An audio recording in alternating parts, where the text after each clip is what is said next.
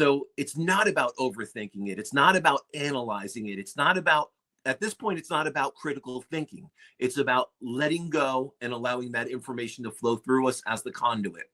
So I had a reading a few weeks back, a private reading, and it was a husband and wife. And this is all about energy. So the wife dragged the husband along, and it was a double reading. They were both sitting in the room, and the husband just sat there, and he looked so pissed off.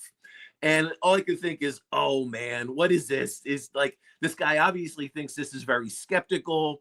He obviously hasn't been to a mediumship reading, or he has, and they didn't go well, or didn't, weren't what his expectation was. And the first thing I did was diffuse the situation. I said, well, I'm going to go to your energy first, even though this is your wife's reading. You're here, and either you're very skeptical or you've had bad readings, and I started laughing, and I had to kind of break the energy a little bit, because if I got caught up in my head that this guy is a skeptic and he's not going to believe anything I'm saying, then I would be overthinking this. I would be getting into critical thinking. I would be getting into trying to achieve a level of mediumship that I might not achieve, striving for certain information. So I just had to let go, and I had to have a little fun with it. So that's what I said to him. Look, I know you're probably very skeptical, or you think this is totally crazy stuff, and I'm okay with that. But I'm going to connect to your energy first. And I, ask all my clients, is it okay if I connect to your energy?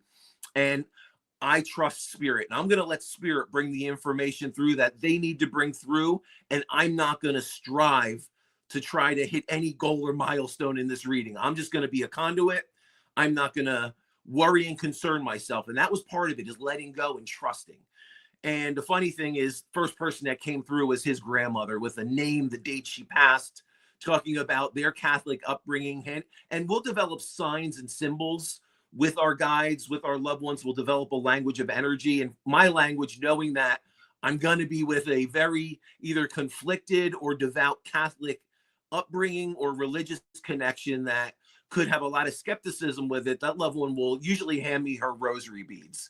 And it was interesting because I asked them to show me something specific, give me details that can, show this person that your loved ones are here. And his mother brought through these rosary beads, which were very specific. They were ornate wooden rosary beads with a certain type of cross. And I'm like, so either you have them, or they were very significant around her and you know about them. And this is after names and dates and very critical pieces of information. It was all of a sudden him like this to him, this is very interesting. He looked a little startled. And yes, I have those rosary beads. And I'm like, okay, so now you need to understand. I started talking about, this is an energetic connection, and they weren't there for him. They were there. Well, they were both there, but not for that particular reason. And I knew I had to open and connect to his energy first in order to kind of bring their guard down. And rather than me trying to pull this energy through, I needed it to flow. So this was trusting in spirit, and just trusting in the information, not overthinking it, and just letting that information flow.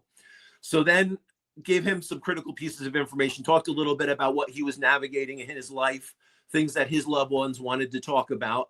And then I turned to his wife, and it was almost like, okay, now my husband's on board with this now. And there was a little sense of relief. I could feel that energy. And then I knew this was, they had gone through some very deep grief. I could feel the energy. I could feel the pain. Now our collective and the loved ones in spirit, they will utilize information and knowledge and wisdom that we've experienced, we had, or we're privy to, so they're going to utilize kind of our bank